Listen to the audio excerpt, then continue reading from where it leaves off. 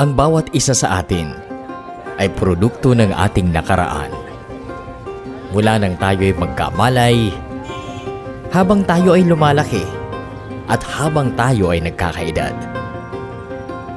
Bawat karanasan may malaking ambag sa ating pagtingin sa mundo. Kasama na rito ang mga aral at values na ating pinahahalagahan dahil tangan natin ito sa ating pagganap sa ating mga kasalukuyang responsibilidad.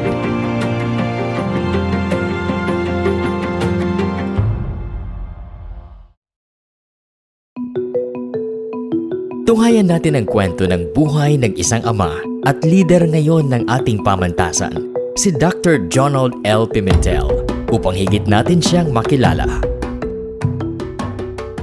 Tumulak ang aming grupo sa Kidapawan City at bayan ng Makilala upang masimulan ang pagbubuo ng kwento ni Sir Jonald. Mula Kidapawan City, tinungo namin ang isang komunidad sa Barangay Malasila sa bayan ng Makilala. Ilang kilometro ang layo mula sa National Highway, kinailangan naming lakbayin ang daan na ito papasok. Pagbaba ng sasakyan, naglakad ang grupo papasok sa lugar.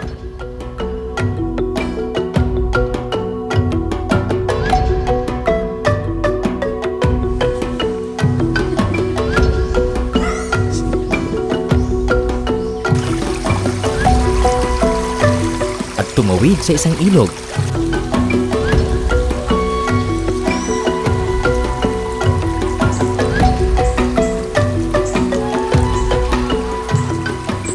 Bago namin narating ang Vineyard Community Church. Sa araw na yon, nakilala namin ang isang Sir Jonald na malayo sa madalas nating makita bilang kanyang mga kasamahan dito sa pamantasan. Sa araw na ito, siya si Pastor Jonald. Kasama niya lagi sa gawaing ito ang kanyang may bahay na si Doc Flong, na nagtuturo sa mga bata.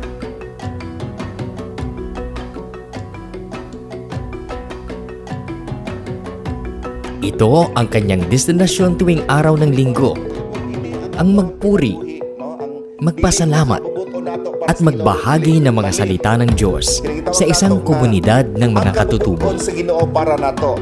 Okay, mo nang giingon ni Jeremiah 29:11, kay nakabalo ang Ginoo, no, sa iyang plano para sa itong kinabuhi, nga plano nga puswag kita o dili makadaot ka nato, nga makahatag ka nato paglaom sa kaugmaon nato. Nakasanayan na pagkatapos ng pagbabahagi ng salita ng Diyos tuwing araw ng linggo, mayroong simpleng piging ang lahat ng mga miyembro. Bahagi ito ng kanilang regular na gawain.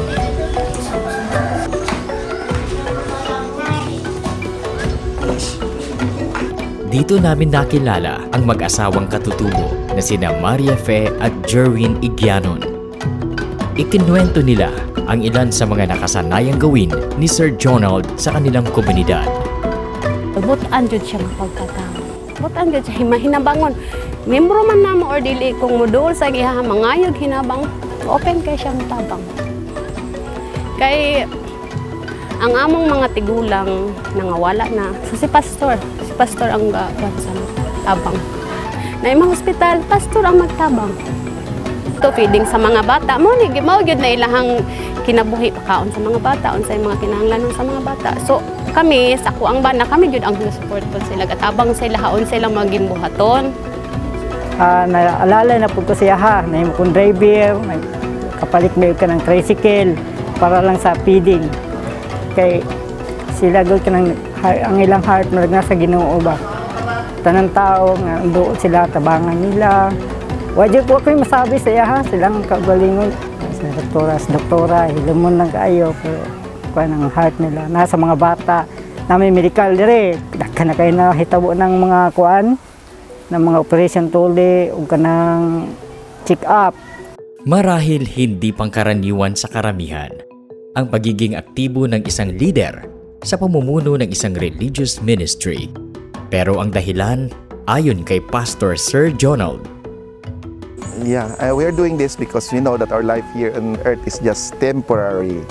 So, for us, the important thing is the heavenly thing, no? So, we will not stay here long, but we will, by our faith, we believe that we can go with the Lord. So, that's the part na gigawa namin yung work namin, the best thing namin ginawa sa world because this is for the Lord.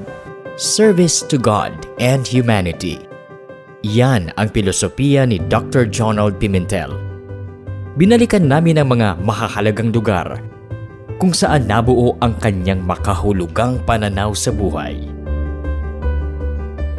Saan nga ba ipinanganak at lumaki si Sir Jonald? I was born in Don Carlos, Bukidnon. My father originally from Misamis Oriental. Particularly ang munisipyo nila is Balingasag, but the parents live in Cagayan de Oro. My mother is a migrant from Batad, Iloilo, and then went first to Libak, and then Marbel, particularly New Iloilo, no? So under na siya sa Tangtangan, and then went to Bukidnon, and that's where my father and mother met. I was the third child in the family, and I was born June 24, 1969. My mother is Candelaria and my father is Candelario, and they are both February 2. That's their birthday. How would you describe your childhood po, sir? Well, my parents migrated to Claveria, Misamis Oriental, when I was 2 years old. So I grew up in the mountain of Claveria, particular place called Malagana. And during that time, it was so difficult because of the road. Our place from the highway is only 28 kilometers, but you have to travel almost one day using yung tawag namin noon na weapon, no? So it's a truck, a 4x4 truck na all the people there will ride, and then you have to travel with all the muddy roads, so it will take you long to reach our place. So my childhood is really wonderful because you will experience the coldness of the mountain, you will experience all the necessary things like being a backyard, no? So forests, rivers, mountains, and it's really, we can say, beautiful in terms of the scenery, but it's hard work because you need to produce, you need to live in a way that you need to survive. I'm very grateful also because I spent my childhood in that area for my elementary years, my growing up, grade 1 to grade 3. I met a lot of people, even I have classmates who are IPs. No? So these are the IPs in that area, Misamis Oriental. One experience that I will never forget is yung magsakay ka ng tawag namin na scooter, Trambiya, made of wood, and then yung gulong niya is made of wood with the rubber, and then so it's like a motorcycle, but of course it's also part of gravity. That's one thing, and then you have to go to forest and then hunt birds using your terador or using yung tawag namin na pulot ng langka na ilagay mo para kung mag-stick siya doon, pwede mo makuha yung birds. So, unsay trabaho ni Mama, sir, o ni Papa sa una, sir? Okay, that's a very interesting question. So, my mother, it was just is an ordinary housewife. My father, we can say, is originally is a businessman. Parang yung naglako-lako lang noon, and then he became a politician, nagiging municipal councilor. 2 terms yung father ko sa municipal of Claveria. No, may negosyo kami. We do the buy and sell coffee, corn, and other commodities in that area. Gaya ng isang normal na bata na may mga pangarap, natuklasan namin na hindi pala ang pagiging guro ang unang pinangarap ni Sir Jonald. So during my childhood, I think 70s, it was a martial law. And you cannot feel it in the mountain. Mostly you can feel it in the city. But it's good that we grow up in the mountains because the only thing that we can hear are the radios, AM particularly, with all the dramas and the news. My ambition was to become a pilot because of this airplanes that is crisscrossing our skies. And as a child, you will aspire that maybe I can ride on that plane and I can drive the plane. Nakausap din namin ang kanyang mga kamag-anak sa kanyang kinalakhang lugar sa Malagana, Claveria. Si Remy o ang iyang mama magsuon sila na sus kuan gid nako nga pagumangkon mura na timbang ni Remy sa dinhi sila maayo gid na siya luwa gid ako ikakuan dana niya tinuod lang kanang mag-anak siya diha dito man ko sa Lagunglong iya gid ako ko nanapitan ang kalisyon sa kinabuhi dili sa yundri okay gaumar bayaw niya yang amahan ganegosyo dire ginagmay pero may ginaunor sa eskwelahan dili siya katanaw sa kalisyon siyang mga igsoon nahiya pagkatong na ilang igsoon nag-eskwela pero may ginay siya pa ilalom tabang. Ganito rin kung ilarawan si Sir Jonald ng isang katutubo sa lugar na nasilayan ang kanyang paglaki. Mga buotan sila ng mga bata ng pamilya, Pimentel. Ang di gid ako kalimtan, ang mayong gawi sa ilang amahan, inahan, mga uyuan, tanan mga hilungga dinhi sa Malagana, nagpakita gid sila sa kaayo sa mga higaunon. Tinanong din namin si Sir Jonald kung anong mga aral ang nabaon niya mula sa kanyang mga magulang sa kasalukuyan niyang mandato bilang Pangulo ng Pamantasan. Well, being a president is not that easy, but okay, it's a virtue, no? Having a father that is disciplinarian and a mother that is loving, you can do the balance thing, no? So you have to impose what is right, what is true, and just be truthful, even on time management. In terms of time, very strict, especially activities in school because that's part of the learning that I have with my parents. Being a university president is to instill this kind of experience with my childhood, with my parents. You need to provide also the needs of your personnel, being open in terms of their needs and to look at their welfare. That's why I'm very particular on faculty development because I want the personnel of USM to improve economically. So that's one of my aspiration for the university and to improve the livelihood of the community and to provide quality education because my parents did not finish university but they really want us to finish all of the 9 siblings. So all of our siblings really finished college because of the pagpursige ng parents ko na makatapos kami lahat. Paano nga ba ginagampanan ni Sir Jonald ang kanyang mga responsibilidad bilang asawa at ama sa kanyang mga anak? So my responsibility is to love and to provide my family. From time to time, we need to have bonding as a family, going places, and of course, the affection in the family is still there, providing love for everyone, especially for my family, in such a way that there will be assurance, there will be a security, that a responsibility of me to love my family. I should not neglect because this is part of my responsibility as a person. Bakit nga ba field of mathematics ang napili ni Sir Jonald nang simulan nitong buuin ang kanyang mga pangarap sa buhay? I was trained to be a quizzer for social science. I'm even a champion of tournaments in Cagayan de Oro during my time as a high schooler. But I was also trained to be a mathematician because I joined reviews and training our mentor who influenced us in the mathematics, the famous Dr. Charita Luna. That's my exposure to mathematics. During my college, I choose to enroll in the engineering course. So first, when I went to MSU IIT at Iligan City, my course was electrical engineering.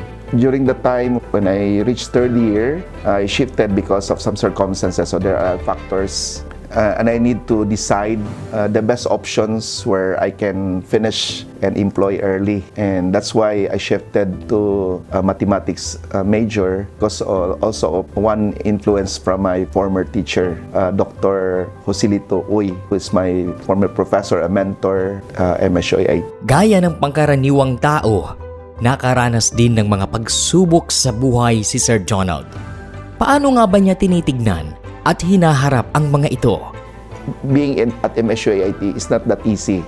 So you have to face very difficult things in terms of academic, plus, of course, your daily needs. The visit of my father is seldom, and sometimes you will be forgotten due to the needs of the family. So I have to, one way, find another ways to earn and just to survive. Although I did not pay any tuition, but in daily needs, I have to survive. So that's why I do an alternative to earn extra money. Sa kabila ng mga pagsubok, napagtagumpayan ng nooy binatang Jonald ang mga hamong ito at lalo pang nagpursige para pagyamanin ang mga natutunan sa kolehiyo. Habang nagtatrabaho, isinabay nito ang pagkuha ng graduate studies sa loob at labas ng bansa. When I finished college in my first degree on Bachelor of Science in Mathematics, my feeling is that kulang pa yung nalalaman ko sa mathematics. That's why I applied for being a graduate teaching assistant in order to sustain my education. So I enrolled in my master's degree in mathematics. But it took me long years to finish it. So around 5 years. But during that time, I also transferred to my home place and I employed at Xavier University as an instructor. Also, during that time, I also volunteered being a refresher course for high school at my alma mater at Don Mariano Marcos Memorial Polytechnic State College. That is now the USTP in Cagayan de Oro. During that time, my mind is really to finish the masters. But there was an opportunity knocking at me. I was asked to apply here at University of Southern Mindanao. So that's the time that I transferred here at USM and become an instructor. That's the time that I was able to finish my masters at MSU IIT. And then I got scholarship at Belgium, able to finish masters of science in biostatistics. And after that, we go back here, and then later on, another opportunities way back for my PhD. Ikinuwento din ni Sir Jonald ang iba't ibang responsibilidad na ginampanan niya sa USM bago ito naging pangulo na sa ngayon. I became the chair of the math department. But I think the challenge is yung College of Arts and Sciences, because the bulk of faculty was there. So if you compare it to other small state colleges in the Philippines, so as if I'm already naga-lead na kong isa ka state college. So imagine managing 170 faculty in that time, and then being a service college is not that easy. So I think that's the start of a leadership experience that I have. Parang ano siya, starting point ko to become a president, no? And later on, perhaps yung nag-involve na ako ng faculty association. So overall, part ng faculty na I met everyone, I know them, and also in terms of decision making, I was part of the board of regents. So that shapes my leadership capacity. One of the achievement that I can say that I was so happy is I proposed of the splitting of the college. Nagiging College of Science and Mathematics, and then nagiging College of Arts and Social Sciences. yung mga bagong kurso na na-offer that will contribute development sa ating region, no? So like yung BS Microbiology, Applied Math, Applied Physics, yung Philosophy, yung Environmental Science. I think it increased the number of students. I was so happy contributing doon sa development ng ating community sa Cotabato at saka sa USM. The reason for that is in order for them to grow professionally and also for their research capability. Sa kabila ng kanyang mga narating sa kasalukuyan, paano nga ba ilarawan ni Sir Jonald ang salitang tagumpay? Me as a simple person, success is not measured on the economic side. It's more on your fulfillment that you have done something contributory to the upliftment of life in the community. So I think that's the measure of my success, where you improve the quality of life of many people. So for me, for example, as a personal experience, I did some research in my own field where those results were used by many people all over the world. So that's, I think, one of the things that makes me happy, a measure of success where you contributed something that can be used for others.